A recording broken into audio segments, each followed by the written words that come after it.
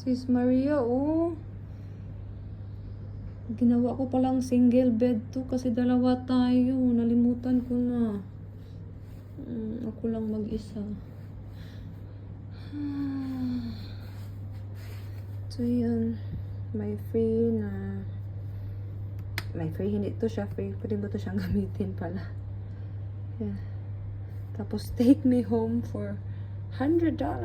So, mahal din, ah. 10 euros. Sakto naman. So, yan. Lumating na. Grabe. 5 oras din from Macau to Hong Kong. Super stress. Pero yung view, ang ganda. Yan. Umulan lang. Nag-ulan pa. Yan, grabe na yan. Ang ganda ng view. So, ako lang matutulog mag-isa. Ano?